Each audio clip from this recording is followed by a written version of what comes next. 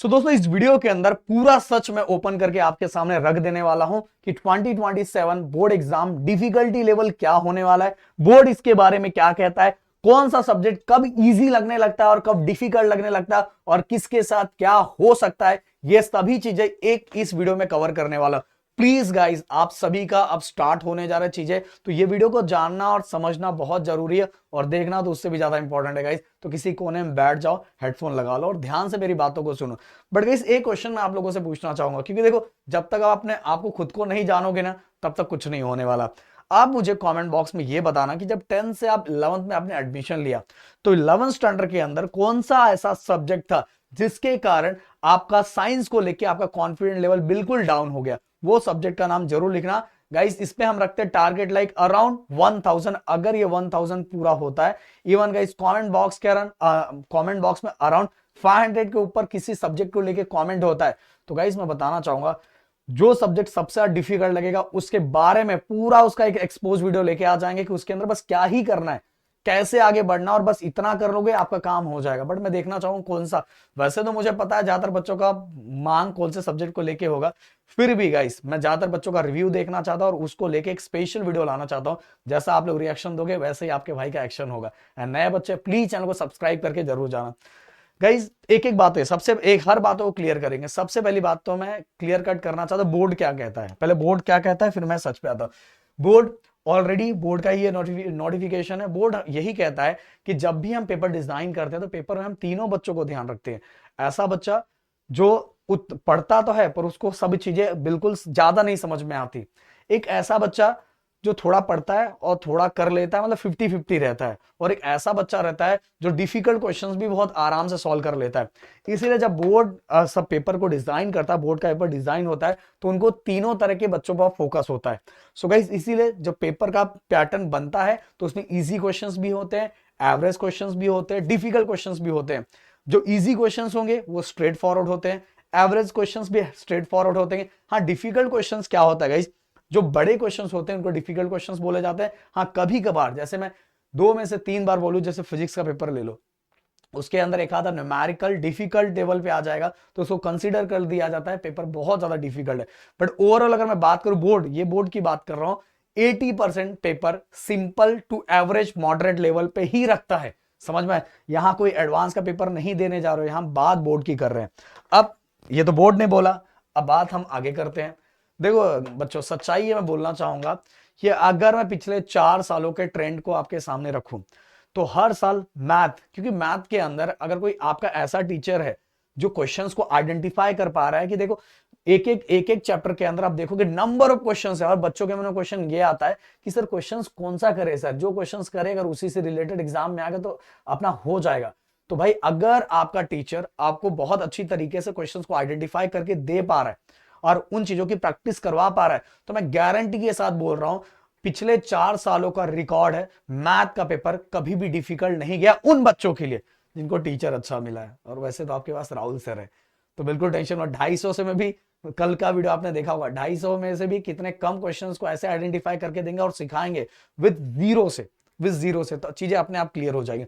But guys मैंने बोला कि अगर आपके पास ऐसा टीचर है तो आपको मैथ का तो बिल्कुल टेंशन नहीं है, क्योंकि मैथ की सभी चीजें स्ट्रेट फॉरवर्ड होती है। बट चीजों को समझाने वाला, बताने वाला एक बेहतर होना चाहिए। जब कोई बता नहीं पाता ठीक से, कोई समझा नहीं पाता, क्वेश्चन का आइडेंटिफिकेशन नहीं दे पाता, तो गाइस बहुत ज्यादा डिफिकल्ट हो जाता है। जैसे मैं बताना चाहूंगा थ्योरम, बहुत सारे जगहों पे थ्योरम बोला जाता था इतने मार्क्स का, इतना मार्क्स का, इतने मार्क्स का। राहुल सर ने एक करेक्ट डेफिनेशन दिया था कितने मार्क्स का थ्योरम आएगा, बस ये एक वीडियो है, ये देख लो आपका काम हो जाएगा। बोर्ड एग्जाम में भाई पिछले 3 सालों से वैसा ही हो रहा है।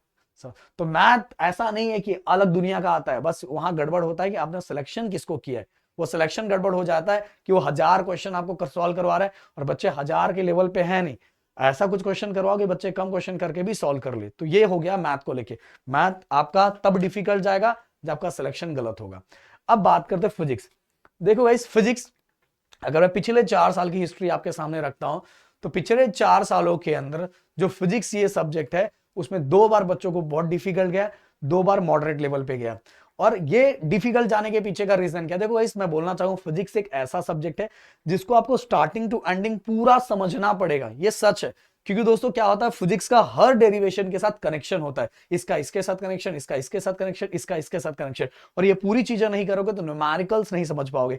इवन दोस्तों जब आप कॉन्सेप्ट समझ लेते हो, कॉन्सेप्ट समझने के साथ ही आपको पीवाईक्यू भी देख लेना चाहिए, बोर्ड क्वेश्चन कैसा पूछता है। जैसे देखो अब जब जब सबको डिफिकल्ट जाता है तो उसी टाइम कुछ ऐसे बच्चे भी रहते हैं जिनको फिजिक्स इजी जाता है, उसमें वो टोटल विद प्रैक्टिकल मार्क्स मिला के 100 और 100 भी स्कोर करते हैं।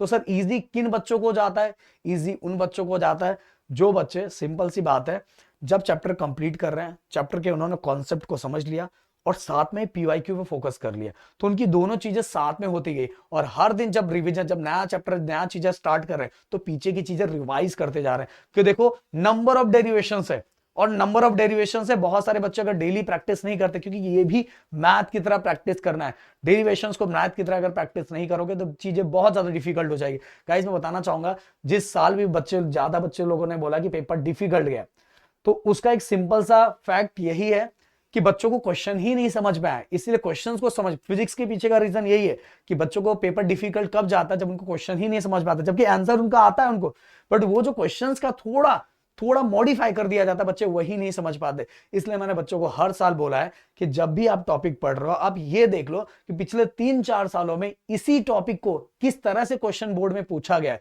तो आपकी दोनों चीजें साथ में होती जाएगी। ये करेक्ट फॉर्म है, और ऐसा जो करता जाएगा उसके लिए पेपर कभी डिफिकल्ट नहीं जाएगा। बट अगर ऐसा कोई बच्चा है बस वो 1 साल की चीजें उठा के देख रहा है, पिछले साल कैसा, नहीं भाई, पिछले 4 सालों में जब से सिलेबस चेंज हुआ है तब से लेके अभी तक यही सेम क्वेश्चन कितने टाइप में पूछा गया, जबकि आंसर आपको आता है। बहुत बार ऐसा होता है जब भी हम एग्जाम हॉल से बाहर निकलते हैं, हमारा दोस्त जब हमें बताता है तो हमें लगता है यार ये तो मुझे आता था, गड़बड़ कैसे हो गया, क्योंकि आपको समझ क्वेश्चन ही नहीं समझा था। और ये फिजिक्स में सबसे बड़ा गड़बड़ होता है, सबसे बड़ा गड़बड़ यही होता है।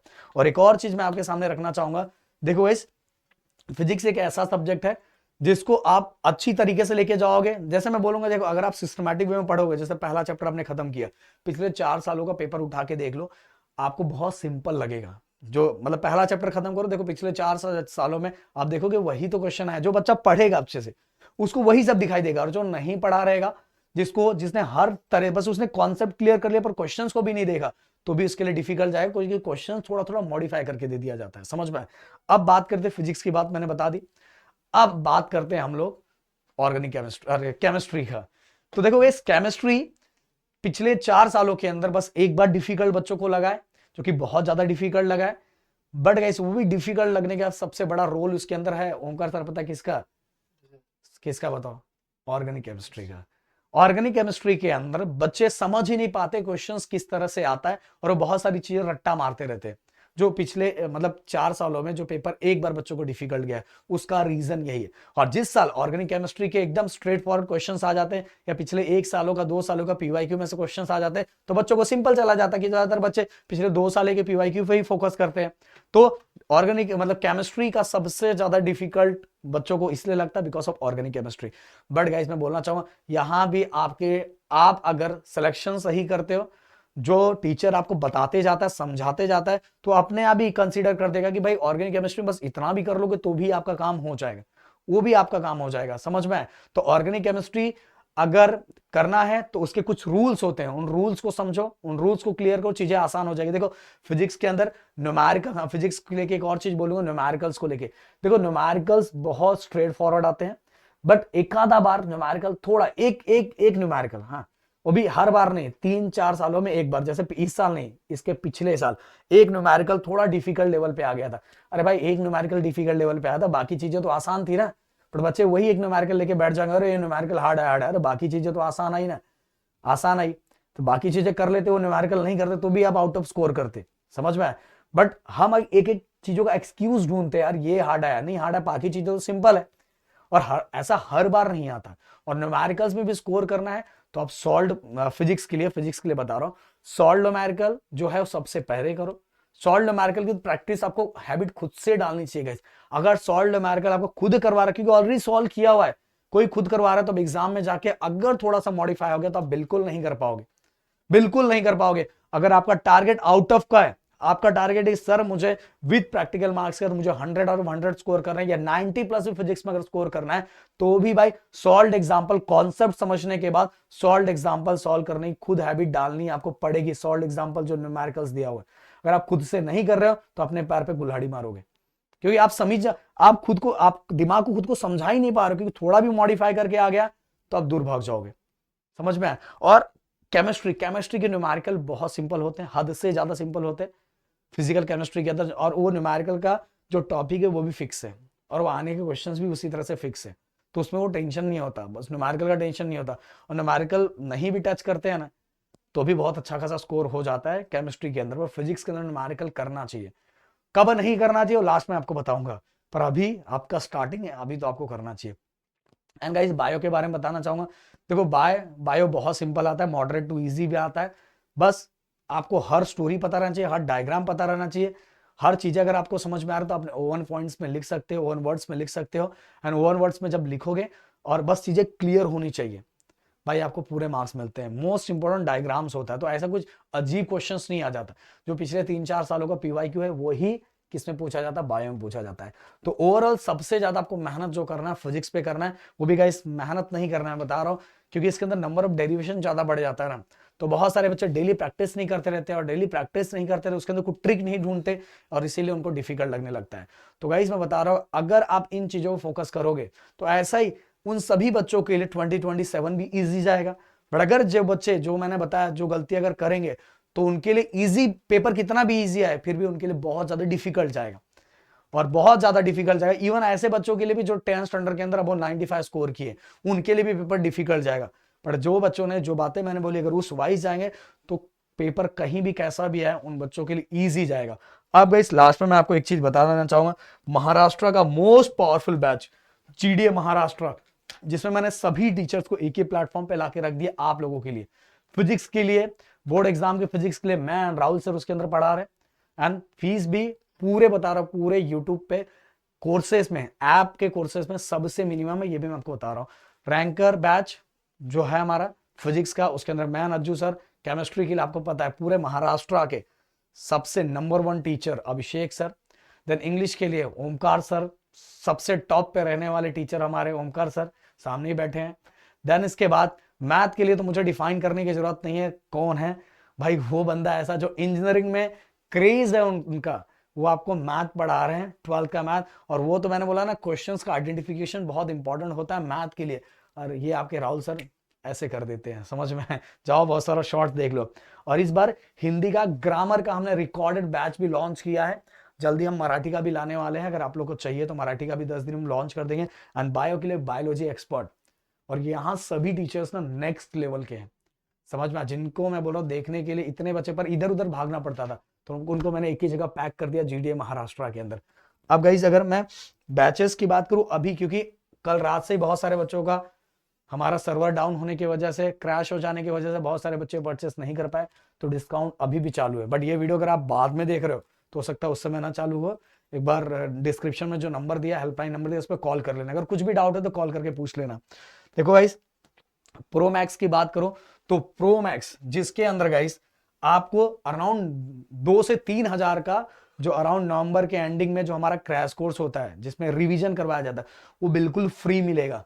तो 2000 का क्रैश कोर्स ही इसके अंदर फ्री मिल गया।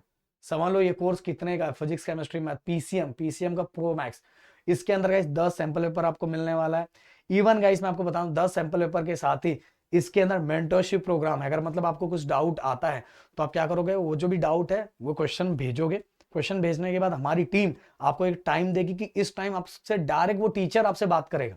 ओके, यहाँ नहीं कि कोई और भी बात करे, आपका टीचर, आपका वो टीचर आपसे डायरेक्ट बात करेगा जिससे रिलेटेड आपको डाउट है, समझा। तो ये इसके अंदर है।